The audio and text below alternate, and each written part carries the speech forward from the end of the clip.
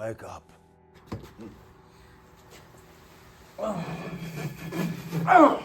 Wake up. Say, Sherlock, what has you up so early in the morning?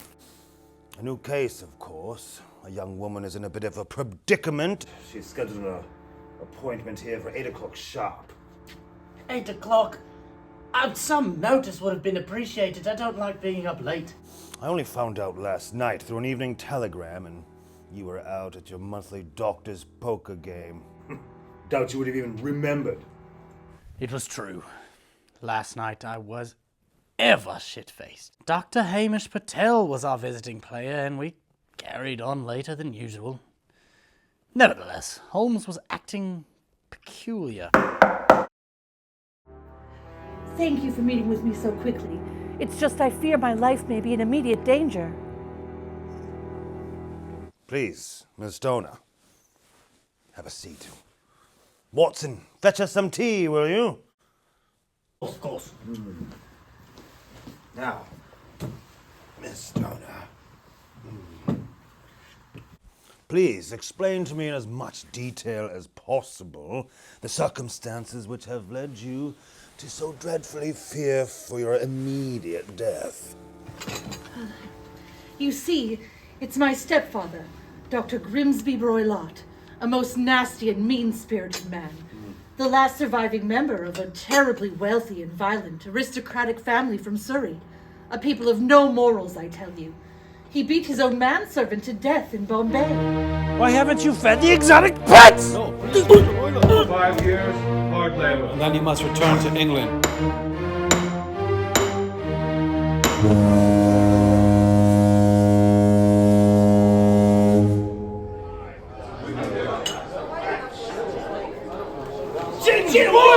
Go! Run! You're crazy, Royler!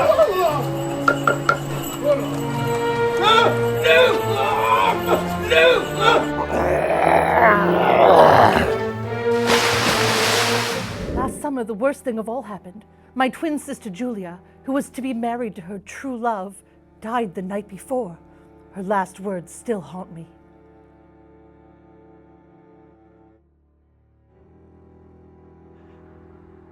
The speckled band.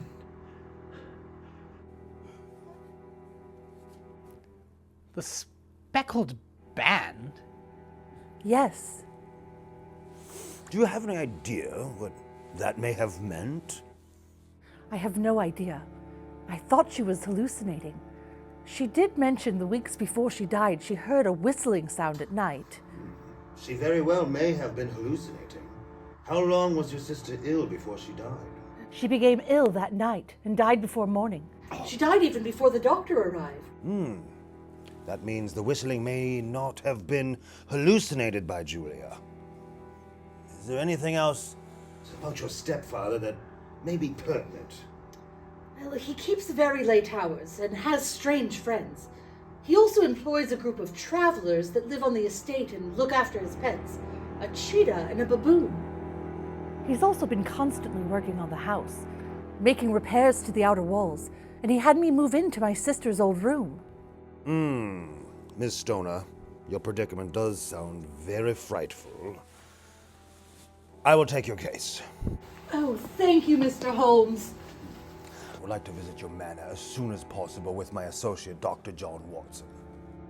If you come around 4:20, my stepfather will likely be at the pub. Shall be done. Please.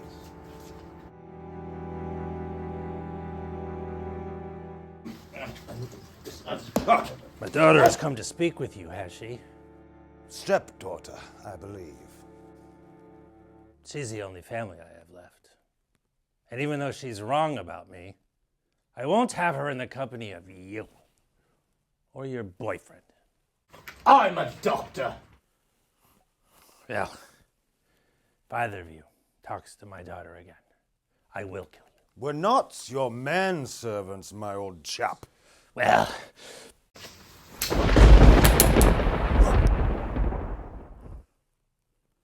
don't cross me, boys. I've killed men for less.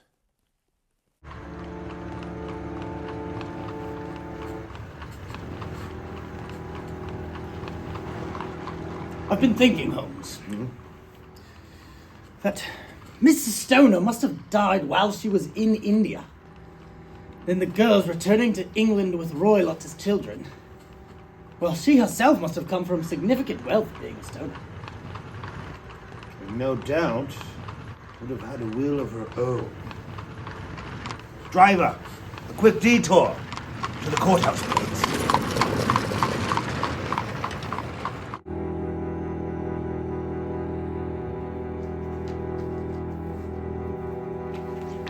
Ah! Here it is. The last will and testament of Victoria Stoner. What does it say? Okay, it says here, her fortune is to be split evenly amongst her daughters, and if they to marry, their portion to be the dowry, but if they were to die... It would all go to Roylott. Helen's life is in immediate danger. We must get to the manor. Let's go. Driver!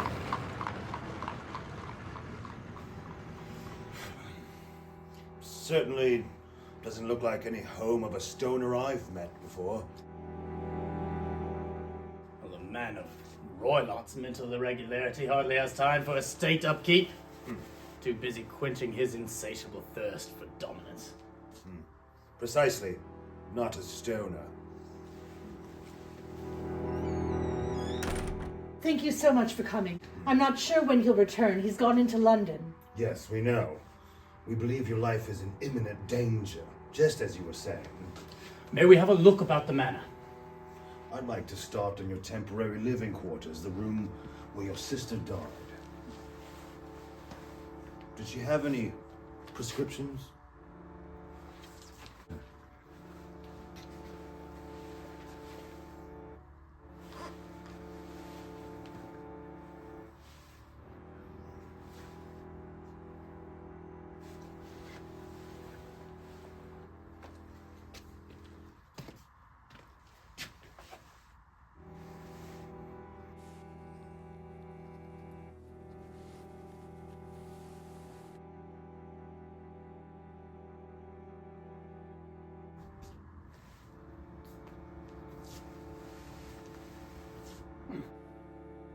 How peculiar.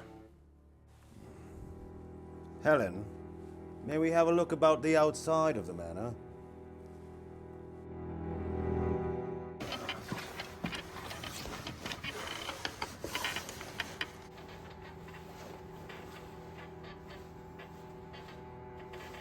Watson! Look here. A most peculiar piece of work here. Is it some sort of vent? No. Vents typically open outside. That vent is enclosed. Watson, I believe we're going to have to stay the night. Prepare ourselves.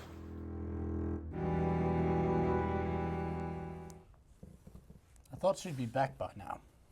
I'm sure Roylott is interrogating her about seeing us earlier today. I'm afraid she may be in danger. No. That old man has been too careful and deliberate with his plan to go off the rails now.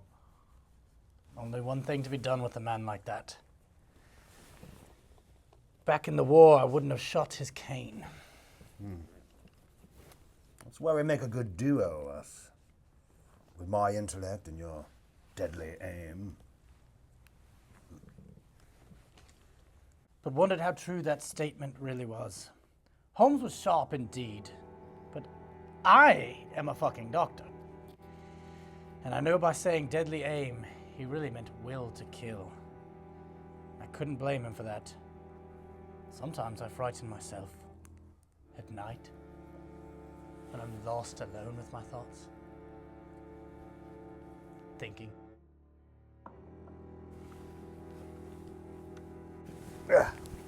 He's gone down to the stables to flog his horses. Creepy bastard.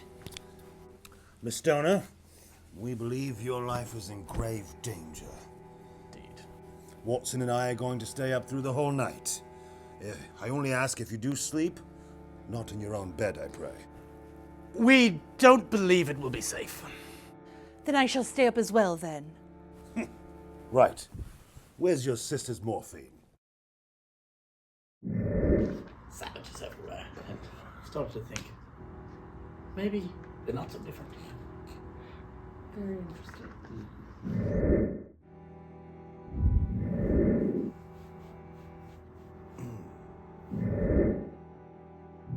I've ever seen a appendage of such kind. Just saying.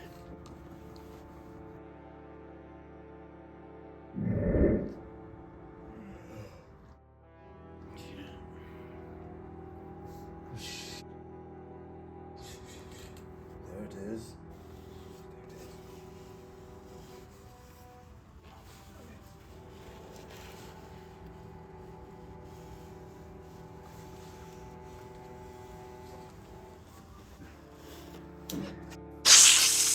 Oh my God!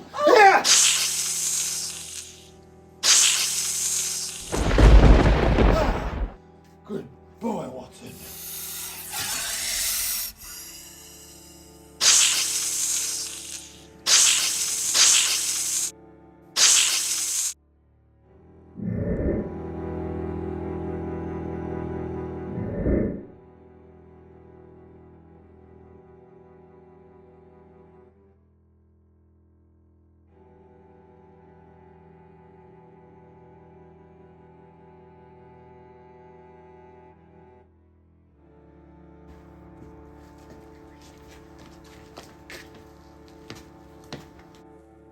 Snake was trained by Whistle. I'm sure the travelers helped him to do that. And that vent was actually a tunnel for the snake to go into Helen's room. Clever. The serpent was the Speckled band. Precisely, old boy. I'm sure he brought it in from India and raised it. Abandoned crate. Well, live by the snake, die by the snake, I suppose. And all for my mum's estate. Of course. We were worth more to him dead. I'm afraid so, Miss Stoner.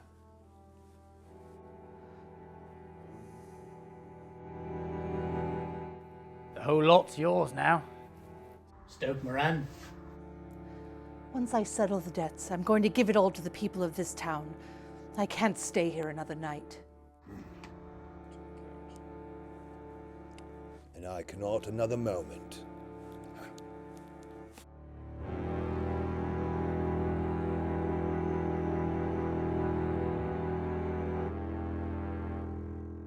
Not a word was spoken amongst the three of us during the carriage ride back to Baker Street that day.